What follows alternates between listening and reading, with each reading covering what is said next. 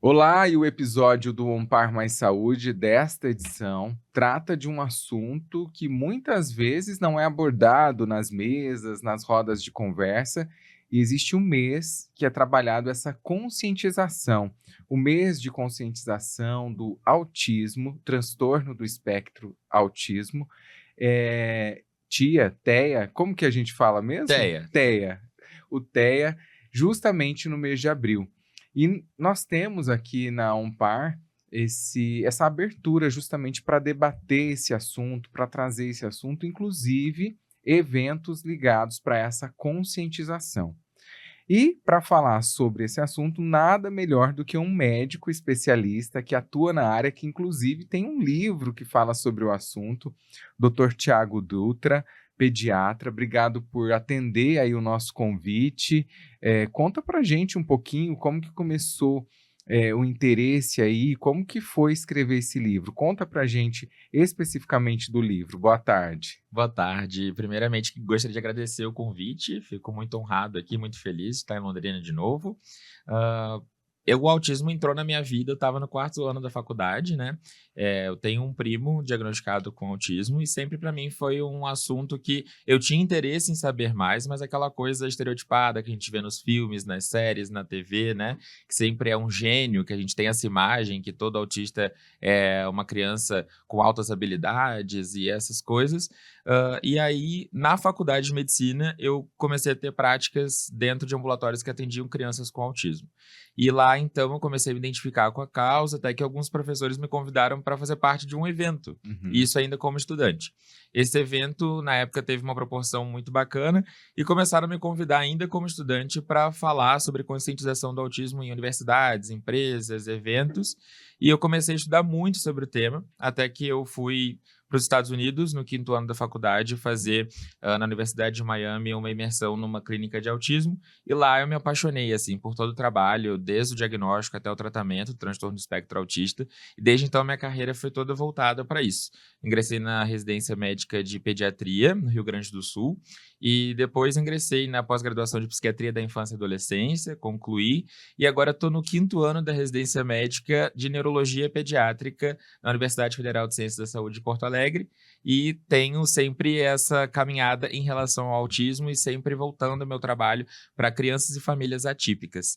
A questão do livro foi justamente tentar levar essa informação até onde eu não pudesse ir, né? Que é num mundo que a gente tem tanta informação de pseudociência, informações falsas e às vezes até com promessas milagrosas de tratamentos ineficazes e tratamentos que colocam essas famílias em risco. O livro veio justamente como uma fonte de informação, com uma seleção com a linguagem bem acessível, para falar com essas famílias sobre o transtorno do espectro autista e explicar, desde a notícia, do momento da notícia, que não é um momento fácil para a família, até todo esse acompanhamento onde o médico é um parceiro da família nesse tratamento.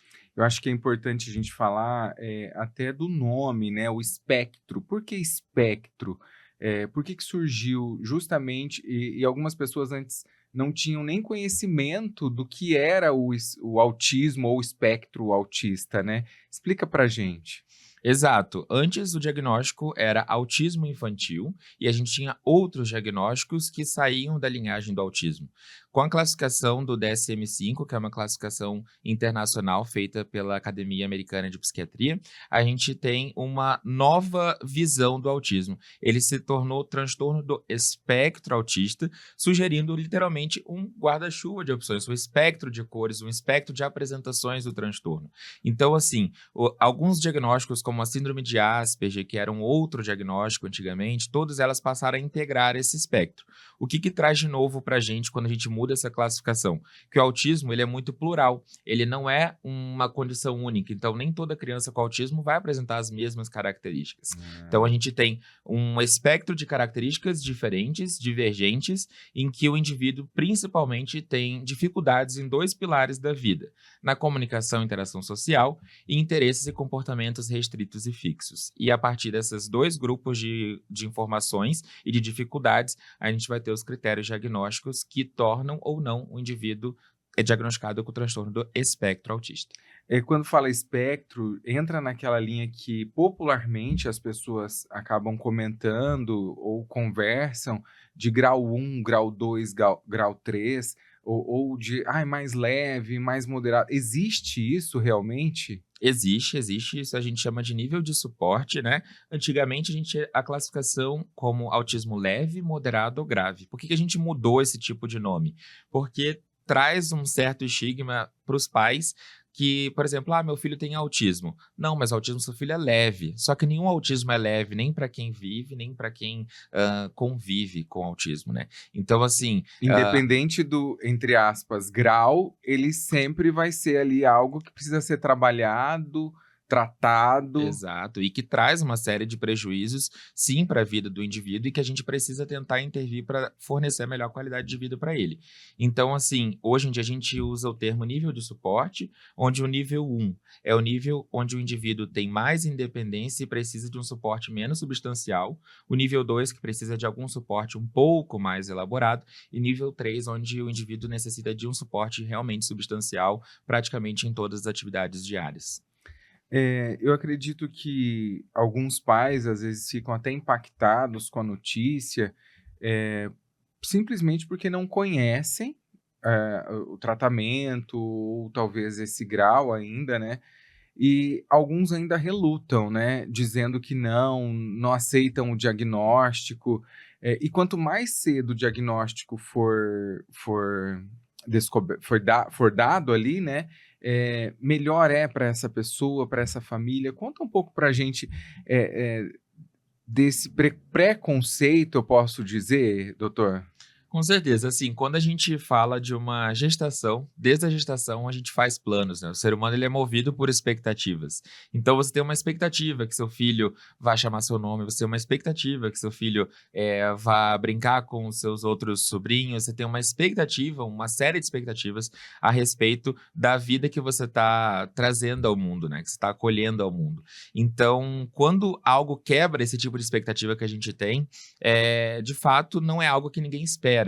Então, a expectativa que os pais têm em relação a todo o futuro da vida do seu filho é algo que é muito danificado no momento em que ele recebe o diagnóstico, na maioria das vezes. E esse é o primeiro baque. Mas como assim? Como vai ser o futuro do meu filho? E quando eu não estiver mais aqui? Então, são uma série de questionamentos ansiosos e realmente pertinentes, e muitas vezes, que eles começam a se preocupar. Como eu posso ajudar meu filho agora? E muitos acabam se culpando. Será que foi alguma coisa que eu fiz? Será que foi alguma coisa que eu não fiz, principalmente?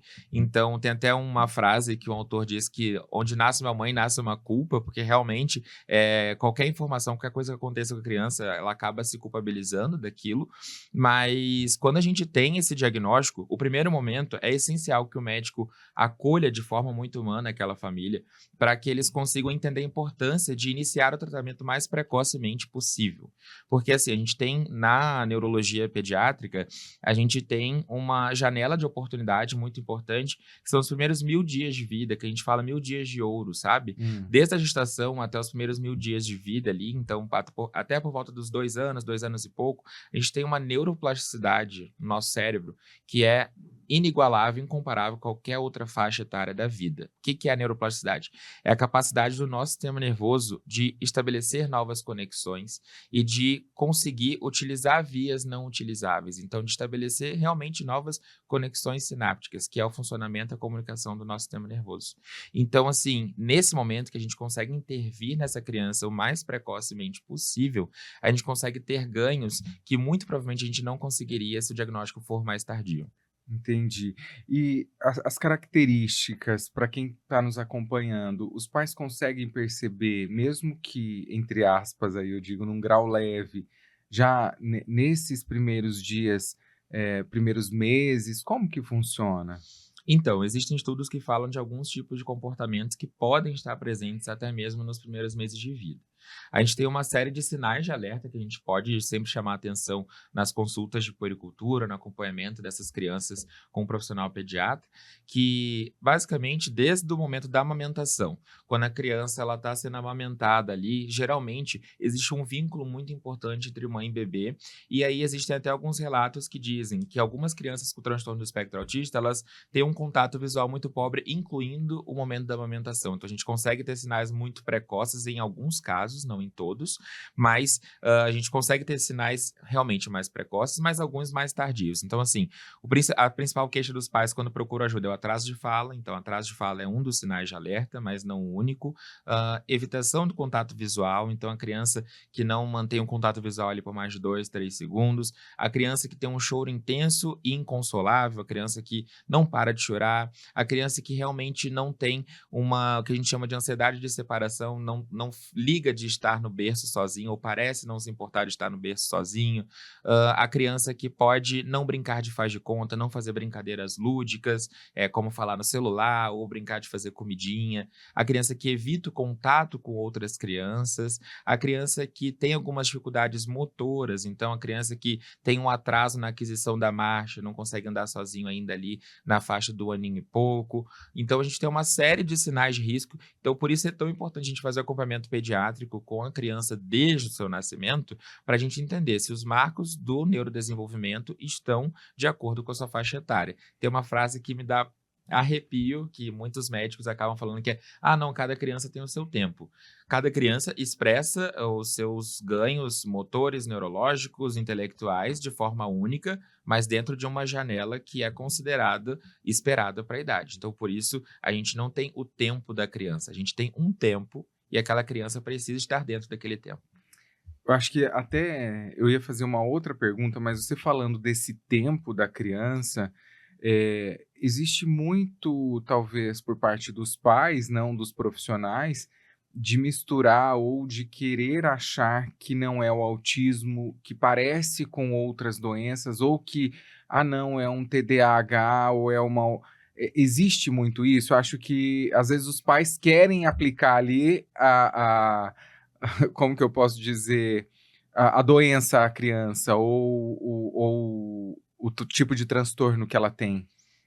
Existe de fato assim uma negação por parte de muitos pais, assim, principalmente os pais, os homens, eles têm geralmente maior dificuldade na recepção do diagnóstico. A maioria das mães hoje, a minha experiência é diferente de alguns anos atrás. Quando eu era estudante, a gente tinha uma negação muito grande em qualquer primeira consulta. Hoje, quando eu faço as consultas acompanhando o neurodesenvolvimento, geralmente as mães elas já vêm mais preparadas com acesso à informação e tudo mais. Elas já meio que esperam, né? Apesar de, óbvio, ninguém fica feliz com o diagnóstico, mas elas já meio que esperam aquilo, mas algumas ainda tendem a atribuir, não, eu acho que não é isso, eu acho que ele é mimado, ou eu acho que ele é só agitado. Então, existem muitos diagnósticos diferenciais e também ter autismo, estar dentro do espectro autista, não te exclui de ter outros transtornos do neurodesenvolvimento ou outros diagnósticos. Então, o autismo, muitas vezes, ele não vem sozinho. Então, algumas das coisas que a gente sempre tem que intervir na investigação do autismo, antes de dar o diagnóstico, é descartar outras causas. Então, assim, uma causa muito comum e que por vezes chegam como suspeita de autismo nos consultórios é o atraso de fala. Daí ele vem como atraso de fala e nunca foi investigada a função auditiva daquela criança. E aí você vai fazer a investigação, sim, a criança não aprendeu a falar porque ela nunca escutou bem. Então, e isso não é raro, assim, é uma quantidade grande de crianças que têm algum problema na audição e acabam, às vezes, sendo até diagnosticadas com autismo de forma errada, porque não foi feita essa triagem, esse acompanhamento mais próximo, assim, da família. E existe algum tipo de tratamento específico que é iniciado já nos primeiros meses de vida e que torna essa criança mais sociável, ou um adulto que de alguma maneira não apresente os tais estigmas ou que seja minimamente visto ali esse espectro autismo? Então, a ideia, assim, às vezes a gente tem uma ideia de que a gente só consegue tratar depois do diagnóstico fechado. Mas isso é até algo que eu bato bastante na tecla, que a gente não precisa do diagnóstico para começar a intervir. Então, a gente tem que avaliar quais são as dificuldades daquela criança. Às vezes, o diagnóstico muito precoce ele é muito difícil de ser feito. Basicamente, assim, a gente tem algumas pesquisas no exterior que falam sobre algumas ferramentas de triagem nos primeiros meses de vida, mas isso não é uma realidade para nós aqui ainda. Então, assim, a gente ainda obedece os critérios clínicos para a gente observar se o paciente faz sentido ele estar dentro do espectro ou não. Independente dele ser ele é autista ou não, se ele tem um atraso de fala para a idade que ele está, a gente vai encaminhar para um profissional Pra da fono. investigar. Então, se ele tem um atraso, uma dificuldade na socialização, a gente vai encaminhar para as terapias para a gente trabalhar a dificuldade dele e aí a gente vai reavaliar. Ele ainda fecha critérios para diagnóstico ou não. Então, a gente não precisa do diagnóstico para começar o tratamento. Quer dizer, então, que o trabalho, ele não é um trabalho assim, eu vou fazer uma, duas consultas, eu vou fechar o diagnóstico. Ele é um processo mais demorado. Você não consegue fechar um diagnóstico de um dia para o outro. Assim, geralmente, tem casos que eu acabo fechando diagnóstico numa primeira consulta, tá? A menor parte dos casos, né? Mas tem casos que eu acabo fechando a primeira consulta, porque são casos muito clássicos. Casos, assim, que você vê muitas alterações em várias áreas, mas eu gosto sempre de ter esse acompanhamento. Se a criança já vai na escola, de ouvir, ler um relatório escolar das professoras que convivem com aquela criança, porque eu tô ali convivendo 1 hora na consulta, mas as profs convivem 4, 5, 6 horas por dia. Então, sempre peço para levar algum familiar junto, uma avó, o pai, né? Então, eu gosto sempre de ter mais de uma visão para a gente complementar, e geralmente isso é feito de forma mais cautelosa. Mas em alguns casos é tão característico que a gente já faz o diagnóstico na primeira consulta. Mas é um processo minucioso. As estereotipias que eles falam, né? Elas ajudam a desvendar se é realmente um caso e fechar esse caso. Elas existem, que tipos que são? As estereotipias são movimentos ritmados, repetitivos, que podem ser de membros superiores, então pode ser de bater palma, pode ser de fazer um movimento de balançar das mãos próximos ao rosto, movimentos de fazer pequenos como se fossem tapinhas na cabeça, ou de colocar o tronco para frente e para trás. Tudo isso a gente chama de estereotipias. Existem alguns diagnósticos diferenciais, por exemplo, alguns tiques motores que não são estereotipias, mas a estereotipia, quando o indivíduo autista ele faz um movimento de estereotipia, basicamente ele está tentando se regular. Então ele faz aquele movimento para se sentir mais regulado naquele momento. Precisa ser feito algo por quem está ao redor, principalmente da família, abraçar, deixar a criança ali. Como que funciona isso? Uma das principais tendências humanas naturais é você que tentar parar, né? Só que assim, a criança ela tá fazendo aquilo para se regular por algum motivo. Então, algum fator estressou, provavelmente desencadeou aquele movimento. Se você para, você tá privando ela de um mecanismo de regulação. De defesa até, né? Exato. E aí, por exemplo, algumas crianças elas precisam de aumentar o estímulo tátil para sentir um conforto maior naquele momento. Então, elas sentam, levantam, aí você vai lá, não, senta na cadeira, para na cadeira. E aí você acabou de quebrar um ciclo que ela está tentando se regular. Quando a gente vai intervir? Quando aquilo traz prejuízo para a criança. Não porque eu não gosto do movimento, mas quando tem autoagressão ou heteroagressão, né? Então, quando está colocando aquela criança em risco ou numa posição de prejuízo. Aí sim a gente vai intervir.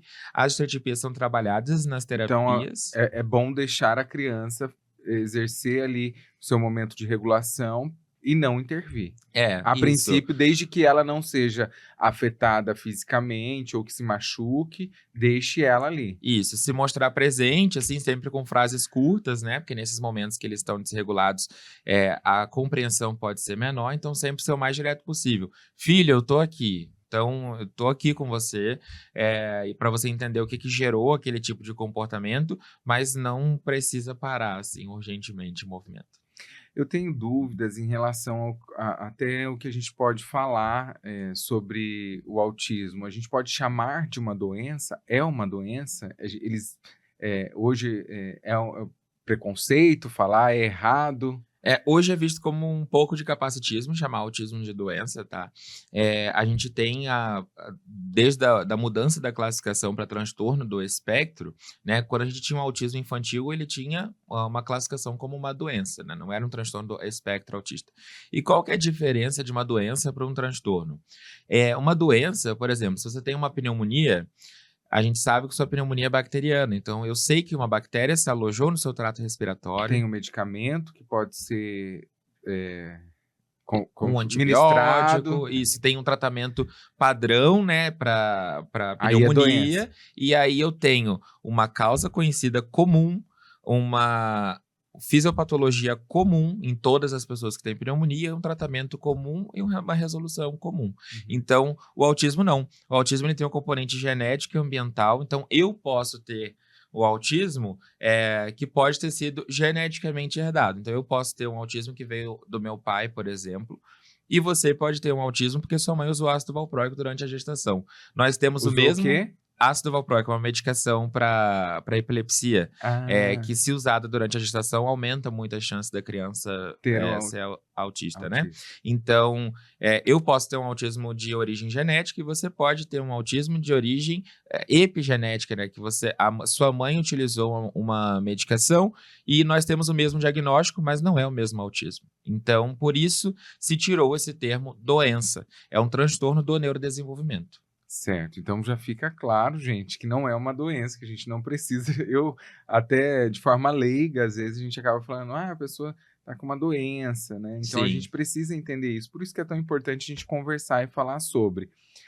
Mas algo que a gente também tem receio muitas vezes, e, e a gente vê algumas pessoas ainda com preconceito em saber lidar com algumas situações, porque assim, a pessoa não pode viver presa, ela tem que viver em sociedade, de alguma maneira ela precisa, tanto os pais, os familiares, mas a gente vê em restaurantes, algumas pessoas dentro do tratamento e até de aconselhamento com esses pais.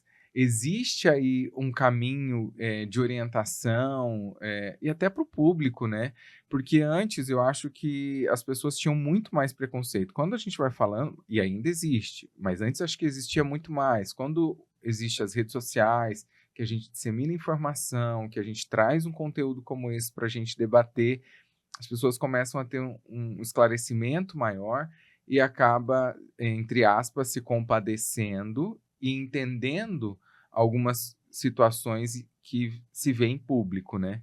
Sim. Como que é isso? É para o próprio, autista, né, para a pessoa que tem o espectro. Eu teve uma frase de uma mãe em um evento que ela falou que me marcou muito, que eles, não prezam por piedade, eles prezam por serem respeitados. E acho que isso resume, né, Resume. a resposta, assim, você não precisa saber lidar, você não precisa saber ajudar a mãe no momento da crise, você precisa entender que aquilo ali é uma particularidade. Você fazendo isso, sem olhar torto, sem comentário: "Ah, se fosse meu filho eu faria isso". Isso já evita um grande estresse para toda a família, porque imagina. Desconforto, Exato. Para você, você tá vendo uma crise comportamental no supermercado, que vai durar 15 minutos da sua vida. Para aquela mãe, aquilo acontece todos os dias diariamente. e ela escuta julgamentos todos os dias. Então, assim, eu acho que, óbvio, se a pessoa estiver precisando de algum suporte, pedir ajuda, eu acho super válido você tentar ajudar, mas mais do que isso é você só entender essa particularidade e não olhar com olhar de julgamento, não tentar fazer, ai, para, criança, e tentar parar a criança e tocar, que muitas pessoas tendem a ter esse estímulo mesmo. E acho que ter respeito e se mostrar aberto a aprender com essas pessoas. Às vezes acontece, hoje em dia a gente tem muitos adultos diagnosticados com autismo e pessoas que foram diagnosticadas com autismo na infância, mas que estão inseridas no mercado de trabalho, e por muitas vezes eles também são alvo de alguns questionamentos no ambiente de trabalho. Então, você se mostrar disponível a ajudar aquela pessoa no que você puder, né, numa adaptação, numa ajuda em alguma atividade, talvez numa reunião que necessite uma comunicação social, não só verbal, mas social mais apurada. Você se mostrar disponível para aquilo, acho que você já vai estar fazendo uma grande diferença na vida daquela pessoa. Eu acredito assim que os pais, eles de alguma maneira, até quando eles descobrem ou recebem ali o diagnóstico do seu filho, eles tentam se autoavaliar, investigar, ver se foi um caso de durante a gestação ou da própria família. É mais comum ter na família e muitos, quando descobrem que o filho tem, fala: "Poxa, faz sentido, eu acho que eu também tenho", eu já ouvi muito isso. É comum também isso? E acho que os pais, eles começam a conversar entre eles: "Ah, é a minha mãe, eu acho que ela é autista, Uhum. porque ela tem as mesmas características". Porque hoje a gente tem acesso à medicina, a gente tem acesso à informação, mas, nos tempos dos meus avós, no tempo do meu avô, da minha avó, eles não tinham esse conhecimento. Talvez até a minha mãe não tinha esse acesso e achava que era pessoa desligada, a pessoa tem alguns problemas lá, a pessoa. E hoje já não é mais dessa forma. E eu vi casos de pessoa que descobriu que tinha o espectro, no grau leve, depois que descobriu que o filho tinha, que foi fechado. É comum isso? O que acontece? Existe, assim, uma grande confusão também hoje em dia, né? Porque você ter características autistas não te faz autista, né? Tem até um conceito que a gente chama, que é o fenótipo ampliado do autismo. É quando o indivíduo, ele tem alguma característica autística, então, por exemplo, ele é muito sensível a ações ou ele faz movimentos repetitivos, mas ele não fecha todos os critérios para ter o diagnóstico de autismo. E aí, às vezes, a gente vê muitas características que os pais apresentam ou algum familiar apresenta, de fato. O autismo ele tem uma base genética e ambiental, né? E essas bases, elas se misturam muito. Existem alguns fatores ambientais que ainda estão em investigação, mas os fatores genéticos são muito importantes, assim, no autismo. E tem sido descoberto cada vez mais coisas e mais genes envolvidos com o autismo. Só que quando a gente fala genética, também há uma grande confusão, porque muitas pessoas acham que, se é genético, então ou veio do pai ou veio da mãe. Mas a gente tem fatores genéticos herdados e não herdados. Então, o indivíduo ele pode ter um autismo com uma base genética e essa alteração genética não ter vindo nem do pai nem da mãe. Mas no momento ali, né, da sua gestação, no momento do seu desenvolvimento, a gente tem o que a gente chama de epigenética. São estímulos externos que não são herdados e que podem alterar a genética do indivíduo. Então, ele pode ter uma alteração genética que nem o pai nem a mãe tiveram. E mesmo assim tem uma alteração genética no autismo. Mas sim, existem muitos casos de pais que acabam sendo diagnosticados depois do diagnóstico do filho, porque não tiveram acesso mais cedo, né, a esse tipo de informação. Isso não é raro de acontecer. E principalmente os pais, os homens, né? E aí a gente também fala, quando a gente está falando da questão genética, quando você tem um filho com autismo, o filho mais velho, você tem uma maior probabilidade de ter um segundo filho com autismo de fato. Se esse primeiro filho mais velho for uma menina com autismo, a chance de ter um componente genético herdado é maior ainda. Então, assim, você provavelmente pode ter outros filhos com autismo numa maior chance. E eu já ouvi que é mais comum o autismo em meninos. Sim, ele é mais comum em meninos. Existem Por estudos. quê?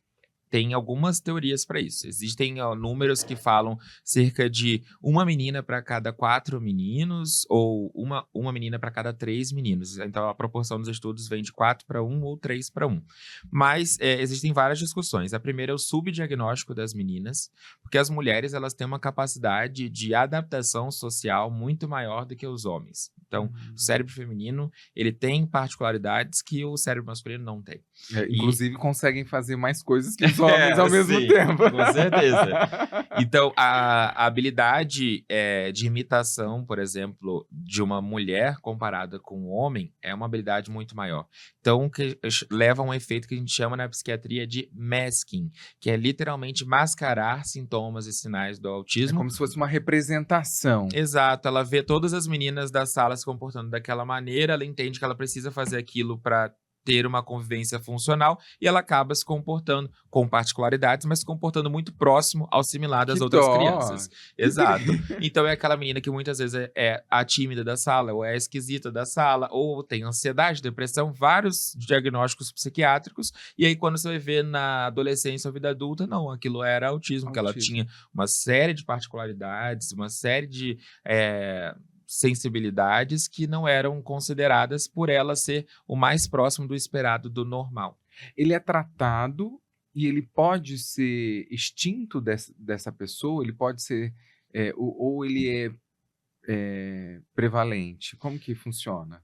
Como a gente falou que não é uma doença, então a gente não pode usar o termo cura, né? Mas assim, existem... Por isso que eu usei até uma palavra meio... Tá ótimo, tá ótimo. E a gente tá aprendendo Tô junto, com medo né? aqui de usar alguma palavra. Não, eu vejo vídeos de aulas minhas de 2 anos atrás que eu uso termos que eu vejo e falo, meu Deus, como eu falei isso. Ótimo, bom saber, né? Porque a gente tá aprendendo a todo momento, né? Não é algo que foi ensinado pra gente na escola, nem nada do tipo, né? Mas respondendo a sua pergunta, para fazer o diagnóstico a gente usa uma série de classificações. Essas classificações, elas vão dizer se o indivíduo tem características para fechar o diagnóstico ou não. No momento que você tem uma intervenção eficaz, se o indivíduo não apresenta mais essas características, fica o questionamento: você pode tirar o diagnóstico de autismo ou não? Então, a gente tem algumas discordâncias em relação a isso. Mas como não é uma doença, a gente não usa esse termo de que a pessoa foi curada do autismo. Mas nada impede de uma criança que foi diagnosticada com autismo e que ela teve uma evolução muito boa com as intervenções e com o desenvolvimento, e essas particularidades foram muito reduzidas ou até extintas, fica complicado você manter aquele diagnóstico, né? Mas eu, algumas vezes, já retirei diagnóstico de algumas pessoas por diagnóstico errado, né? Eu perguntei justamente porque tem casos na família, por exemplo, de uma criança que aos 3 anos foi fechado um diagnóstico, tinha até certas estereotipias. A criança morou fora do país, morou inclusive em Amsterdã, teve um tratamento lá, voltou para o Brasil, hoje tem 8 anos, e hoje já não tem mais um diagnóstico fechado, porque ela se desenvolveu muito bem e, pelo que eles dizem, não tem mais, entendeu? Eu tenho uma preocupação maior em relação a você dizer que não tem mais para uma família. E, por exemplo, aquela criança fazia terapia ocupacional, psicólogo e fono, e ela evoluiu super, assim, tá super bem. E aí, no momento que você fala, não tem mais, mãe, fica tranquila. E aí, não, então tá. E aí, parou com todo tipo de intervenção e a criança tem uma regressão. Então, Tem que continuar o tratamento. a gente não trabalha muito com esse termo de tirar o diagnóstico para quem já teve um diagnóstico correto, mas, atualmente, grande parte da minha prática é revendo diagnósticos que foram feitos errados. Assim. Só para a gente sintetizar e ir para um outro assunto que também é bastante polêmico, e assim, eu acho que o podcast aqui duraria 3 horas, porque é tanta dúvida, tanta coisa que a gente quer falar, e existe um mundo de informações que não chega até a gente, que a gente quer conhecer, né? Então a gente tem que gravar outros episódios aqui, tá? Acho que você vai ter que vir mais vezes para Londrina. Eu vou voltar. Mas vamos lá. Além de toda essa preocupação que existe dos pais, a preparação deles de tratamento, como começar esse tratamento? Se o pai tem uma dúvida, só para ser mais prático, assim, quem eu devo procurar primeiro? O psicólogo? Eu devo procurar primeiro? Eu tenho dúvida, lá no fundinho eu sei, eu acredito que seja, mas eu não quero aceitar, eu levo ele só para o psicólogo, para um tratamento psicológico, achando que é alguma outra coisa, ou querendo mascarar o tal da... Como que começa? E que tratamento levar? Então, quando a gente... É dever do profissional pediatra que faz acompanhamento da criança identificar os sinais de risco para autismo nela, né? Se o pai ou a mãe acha que a criança tem particularidades que não estão sendo valorizadas pelo pediatra, ela pode procurar um especialista, que é um neuropediatra, né? Ou um psiquiatra da infância e adolescência. Mas, muitas vezes, a gente recebe na neuropediatria o encaminhamento dos próprios pediatras. Falam, não identifiquei sinais de risco nessa criança, gostaria que você avaliasse. E aí, a gente, na neuropediatria, faz uma avaliação muito mais minuciosa, assim, sabe? A partir do momento que a gente faz a avaliação, acho que primeiro é você ter um diagnóstico médico. Porque a partir desse momento que você tem um diagnóstico médico, o médico ele vai ser o elo entre a família e o tratamento. E todo o tratamento ele vai ser um regente ali naquele momento, né? Literalmente um trabalho de equipe, porque o médico ele não vai tratar nada sozinho, ele precisa da equipe multidisciplinar. E aí o médico vai dizer o que o seu filho precisa mais. Tem crianças com autismo que são verbais, tem uma fala totalmente fluente, com uma fala sem prejuízos, mas tem questões sensoriais muito fortes. Essa criança eu vou dar preferência a fazer uma terapia ocupacional, uma questão com uma integração sensorial, que aí vai fazer com terapeutas, às vezes fisioterapeutas, ou às vezes o próprio terapeuta ocupacional. Algumas crianças vão ter uma questão social mais importante, então a gente vai intervir mais na questão do psicólogo, com uma análise do comportamento, e aí a gente vai...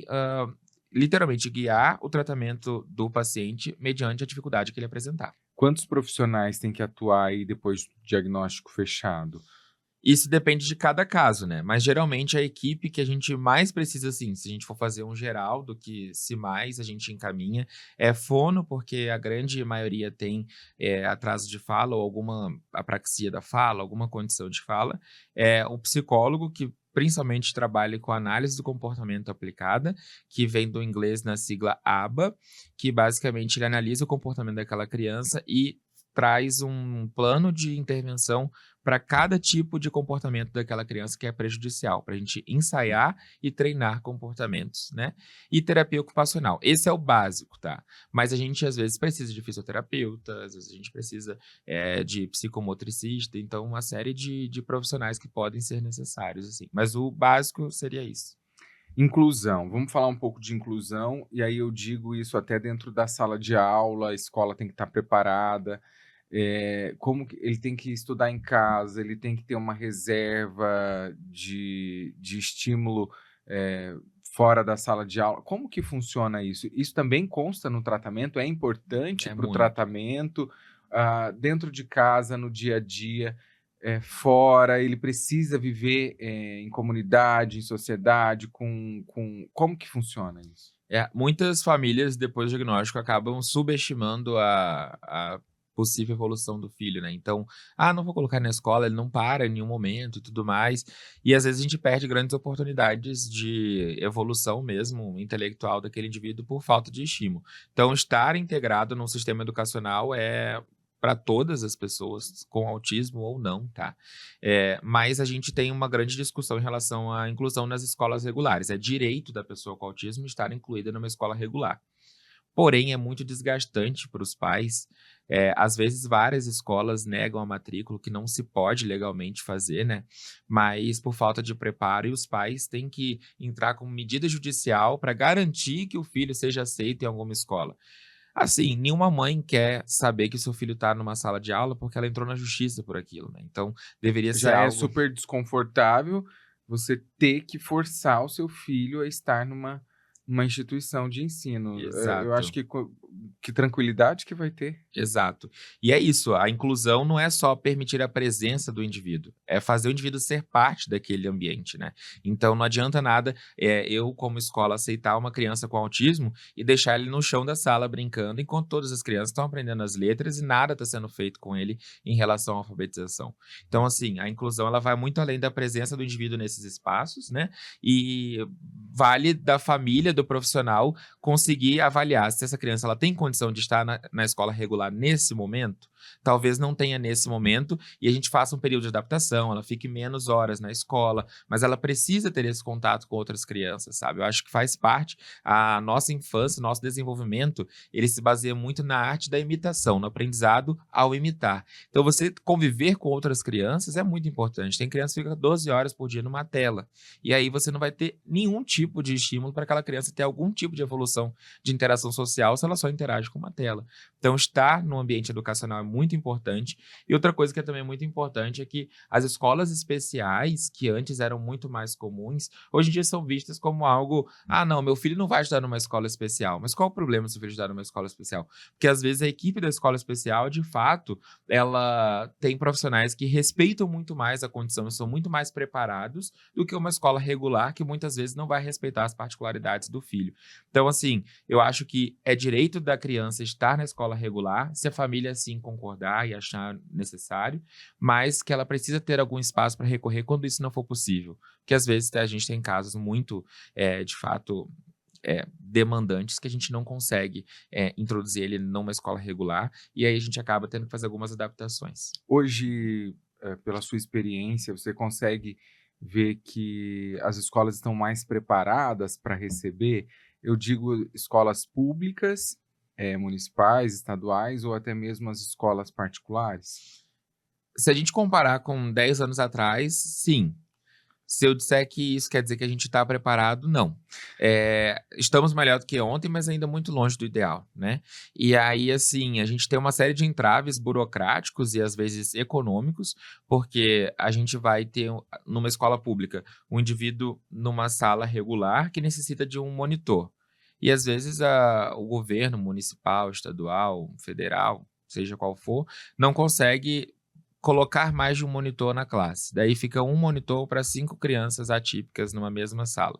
Qual o nível de atenção que ele vai ter e que ele vai conseguir oferecer para aquela criança? Então, a gente tem uma série de entraves. Então, muitos pais precisam judicializar a educação, muitos pais acabam recorrendo à defensoria pública, advogados, para tentar conseguir alguns direitos básicos, como ter um monitor para questões de higiene pessoal, que leve seu filho ao banheiro, para questões tipo de própria permanência escolar, para provar que o filho tem condições de ficar mais de algumas poucas horas na escola. Então, infelizmente, para as famílias, essa é uma parte muito desgastante ainda. Eu quero entrar em assuntos que você até citou aí, sobre o uso excessivo de telas, e aí eu quero falar de uma questão de dietas, porque as crianças, e até mesmo acho que os adultos, elas acabam se alimentando exageradamente, ou existe isso mesmo, elas depositam a ansiedade ali no alimento, tem que ser empregada alguma dieta específica. E em relação às telas que você falou, às vezes os pais deixam muito mais a criança na tela, justamente porque é mais fácil, É. né? Uhum. Como que eles devem proceder, talvez, até para tirar aos poucos, porque eu sei que muitos já deixam, tem o diagnóstico fechado e acaba deixando justamente para ter um certo conforto, alívio, respiro, não sei. Sim. Sobre o uso de telas, assim, obviamente a gente tem que ser realista, né? Se a gente for pegar os estudos, de 0 a 2 anos, a criança não deveria ser exposta a nenhuma hora de tela, né? Só que a gente, quando tem uma criança atípica, de fato, a rotina às vezes é muito puxada. Muitas vezes, a gente tem muitos casos que os pais acabam abandonando essa família após o diagnóstico. Então, a gente tem muitos casos de mãe solo, né, que estão com aquela criança. A mãe precisa ir ao banheiro, precisa trabalhar, então, em alguns momentos, acaba sendo ofertada a tela. O quanto menos a gente ofertar, melhor. A tela, ela é um estímulo dopaminérgico direto, então a gente vai ter dopamina em que nenhum outro estímulo consegue ser superior àquilo, porque luz, cor, movimento, som, tudo num lugar só. E a criança ela ainda não tem o córtex pré-frontal ainda muito bem desenvolvido, e o córtex pré-frontal é o freio do nosso cérebro, ele consegue fazer com que a gente consiga interromper uma atividade. A criança, por ela não ter esse córtex pré-frontal ainda desenvolvido, a gente acaba tendo muita dificuldade de tirar aquele estímulo dela, porque ela não vai pegar o telefone e vai parar de olhar um vídeo. Nesses loopings infinitos de vídeo, de TikTok, Reels e etc., e YouTube, onde termina um, começa outro, ela vai passar 24 horas se você deixar 24 horas. Então, assim, é muito mais difícil tirar a tela no momento que você já oferece ela com excesso. O ideal é não oferecer com excesso desde os primeiros meses de vida, né? E sempre vigiar. A partir do momento que a criança já tem um tipo de vício de telas, que é literalmente algo sério, às vezes a gente precisa entrar com tratamento medicamentoso para tentar reduzir a ansiedade nesse processo de retirada. A gente tem que tentar retirar aos poucos, gradualmente, para a gente reduzir o número de crises que essa criança vai ter mediante a irritabilidade e a falta da tela. Então, E causa, então, mais irritabilidade, falta de convivência, talvez, e de interação, que já é um caso grave para essas crianças, e aí ela exato. não consegue evoluir, é isso? Exato, isso aí. Tem até um conceito que a gente fala que a inteligência emocional, ela é vinda de 2 grupos, 2 pilares da vida: o ócio criativo e a interação real com outras pessoas. O indivíduo com autismo, ele já tem uma dificuldade na interação.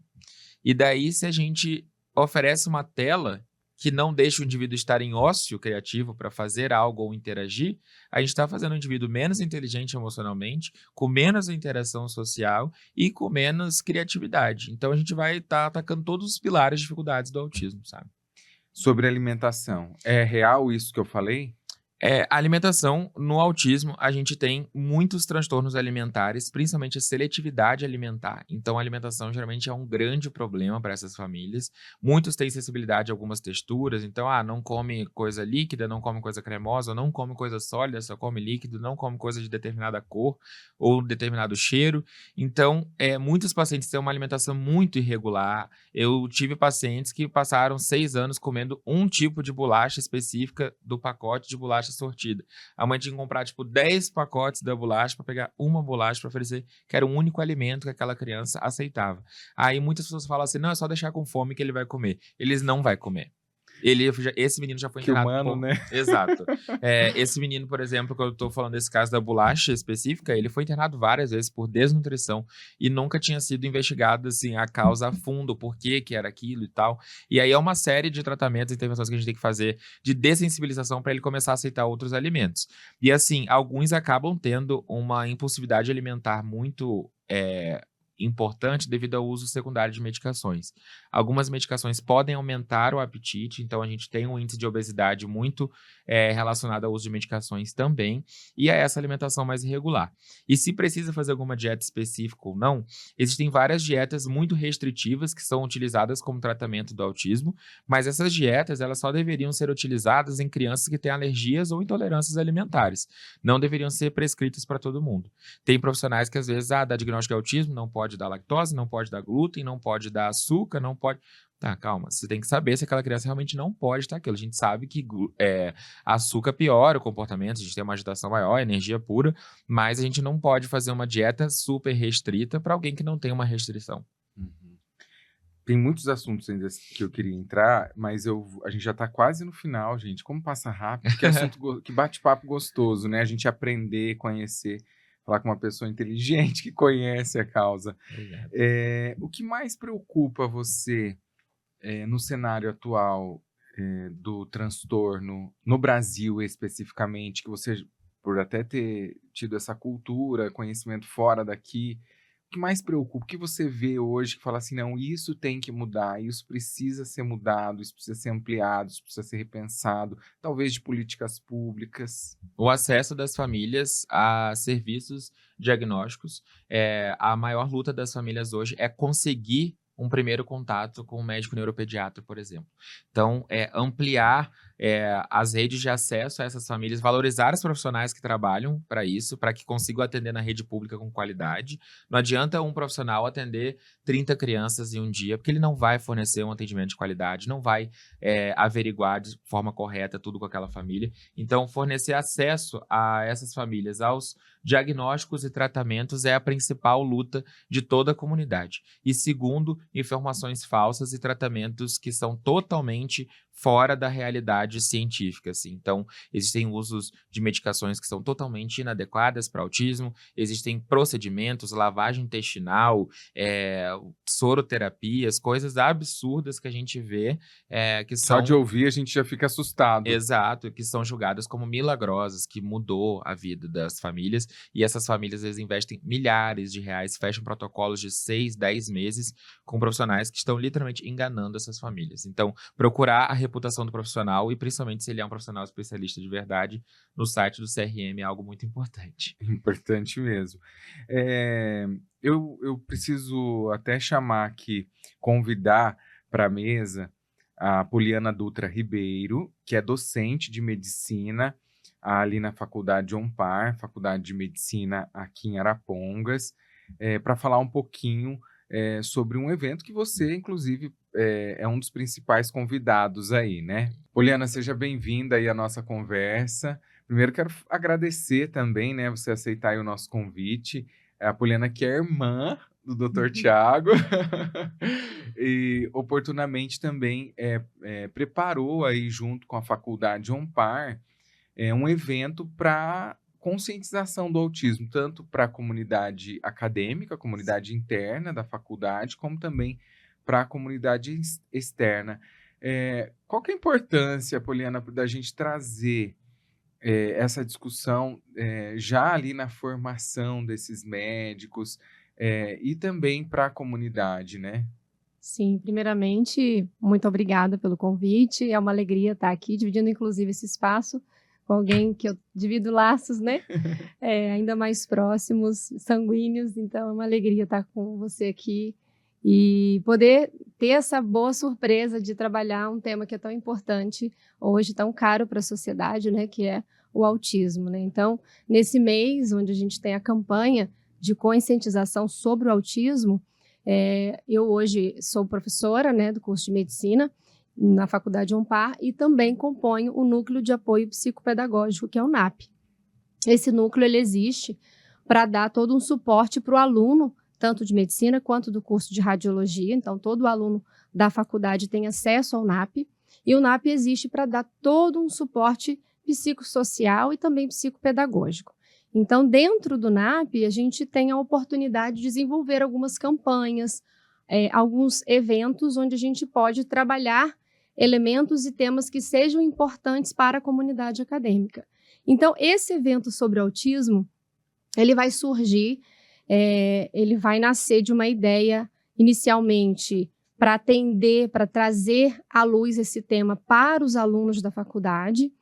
E como a gente tem muito essa preocupação de não só levar temas que são academicamente importantes para esses futuros profissionais, conhecerem, entenderem melhor, né, se formarem com esse conhecimento, mas também pensando que dentro do nosso corpo de alunos a gente pode ter pessoas que precisem entender melhor sobre esse tema e também talvez vivencie por ter também um diagnóstico.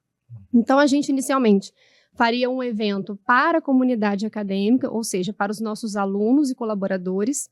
Depois, quando eu levei a ideia para a nossa direção, e logo assim ela considerou a importância disso, né? A Márcia logo entendeu que seria um momento muito oportuno para a gente até mesmo abrir, por que não, né? Nessa conversa, a gente entendeu que poderia abrir para a comunidade em geral, ou seja, para a sociedade ali, considerando profissionais de saúde, por exemplo, professores da rede de ensino. Por que não podemos trazer informações de qualidade para qualificar esses outros profissionais que estão aqui na região? Então, a gente quis ampliar a ideia e aí se transformou nesse grande evento que a gente está desenvolvendo, né, com muito empenho já há algum tempo e que está bem pertinho aí de acontecer. É importante falar que nós estamos aqui numa sexta-feira gravando esse podcast. Você que nos acompanha, se quiser inclusive mais informações, o evento é na segunda-feira. Se já passou a segunda-feira, você consegue informações também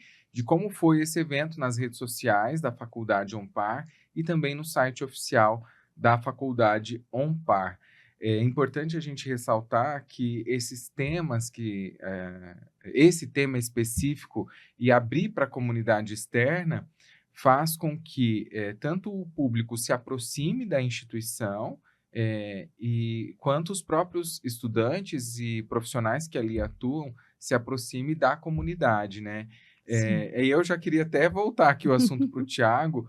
É importante trazer para as instituições o debate desses assuntos. Eu acho que o mês de abril, especificamente, ele vem para fazer esse movimento no país, para trazer esse movimento de conhecimento e conscientização. E a gente sabe que, por mais que a gente fale do assunto, sempre tem muito ainda para aprender, para entender e para apoiar, né? Uhum. Sim.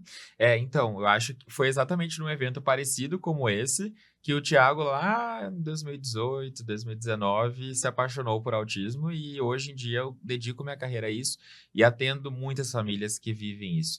Então, quem sabe, né, nesse evento, outras gerações agora estão chegando ali, novos médicos da Faculdade Ampar ali, que ingressarão e serão médicos da comunidade aí de Londrina, de Arapongas, de toda a região do Paraná e do Brasil. Então, novas gerações estão chegando e precisam aprender sobre o tema e quem sabe até trabalhar com isso e contribuir, porque você sendo especialista ou não, você vai trabalhar com alguém que está no transtorno do espectro autista. Então, você necessita saber o básico, o mínimo, para fazer com que essa interação seja funcional. Poliana, até mudando um pouquinho o assunto, falando sobre o NAP, né? É NAP? Isso, NAP. NAP. Eu vejo você à frente de muitos eventos que estão abertos à comunidade. Acho que você coordena ali, né, por fazer parte do NAP. A faculdade tem esse aspecto, né, de trazer a comunidade para dentro da instituição e levar os alunos para a comunidade, né? Sim, muito. Como a gente tem, além do trabalho que o NAP desenvolve, né, nós temos as disciplinas que possuem extensão. Então, a extensão ela vai trazer todo esse arsenal de possibilidades de contato com a comunidade.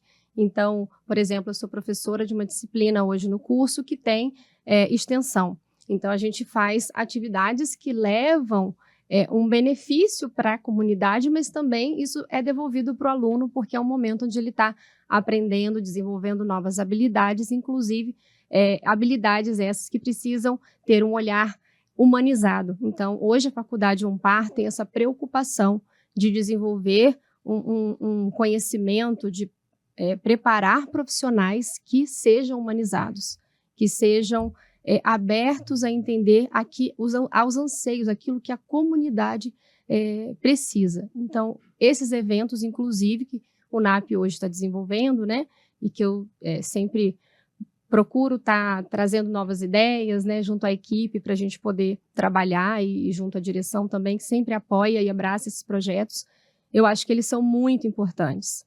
E aí tem essa via de mão dupla, né, importantes para a comunidade, porque quando a gente abre, a gente cria a possibilidade de capacitar, por exemplo, no evento do autismo, um professor da rede pública de ensino que lida com uma criança que tem um espectro autista, por exemplo, e talvez tenha suas dificuldades ali no cotidiano, ou quebrar tabus para aqueles profissionais que não tiveram contato, mas vão estar lá no evento ouvindo, querendo conhecer mais e desmistificar mais o autismo. Porque, como vocês estavam falando, muito se fala sobre o tema, mas o que nós realmente sabemos, com um pouquinho mais de profundidade. Eu acho que se a sociedade toda se prepara com um nível mínimo de profundidade sobre esse tema, que é tão atual, tão falado, e que às vezes muito pouco se sabe, a gente já vai tendo ganhos para a vida dessa pessoa que está nessa condição, né? A gente vai falar de autismo, vamos diretamente falar de respeito, de inclusão Empatia. e de empatia com essa pessoa, né? Então, é realmente preparar as pessoas para termos uma sociedade melhor, cada vez melhor no futuro. Muito obrigado. Eu quero finalizar fazendo uma pergunta para cada um de vocês. Se vocês querem dar um recado, primeiro, doutor Tiago, agradecer. Realmente, o seu conhecimento para a gente é importantíssimo. Aí a gente, tomara que muitas pessoas tenham acesso a esse conteúdo. Já faça um pré-convite, tá? Que não, se não der certo para um Ampar Mais Saúde, pelo Tá no Pod, podcast da Tarobá, um novo convite para você falar um pouco mais sobre esse assunto numa nova oportunidade. Mas dá um recado, talvez, para as famílias, né? Que tenha crianças atípicas, né? Que a gente chama, ou que, de alguma maneira, entre aspas, me desculpe até o termo, tentam esconder esse diagnóstico ou ir realmente em busca de um diagnóstico para o seu filho ou para sua filha. O recado que eu gostaria de dar, se tem algum pai atípico, alguma família atípica assistindo, é que você nunca desista das potencialidades do seu filho. Nunca enxergue seu filho só pelas limitações que ele apresenta, mas enxergue seu filho com o que ele pode evoluir, com o que ele pode fazer. As crianças são seres extraordinários e que nos surpreendem a cada dia.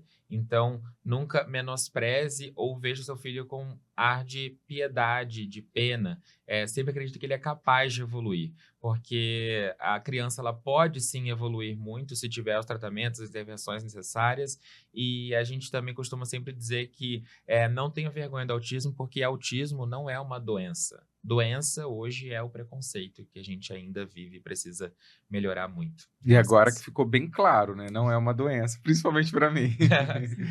E para você, Poliana, qual o recado aí que você diz para as famílias, tanto como professora docente da faculdade, né? Mas também como profissional, como pessoa cidadã e falando sobre o tema? Eu acho que hoje é muito importante a gente falar sobre o autismo, propagar o conhecimento científico sobre isso, ou seja, trazer pessoas para perto da comunidade que possam agregar com esse conhecimento, se aproximar, né, não só dos profissionais, mas das próprias famílias. Então, esse evento que a gente está promovendo é exatamente para dar esse acesso. É um evento gratuito que a Faculdade Amparo está promovendo. Então, todos estão convidados e é sempre um prazer a gente poder trabalhar com esses projetos. Eu fico muito contente de estar levando ele à frente. Obrigado mais uma vez. E a gente finaliza aqui, então, mais um episódio do Ampar Mais Saúde.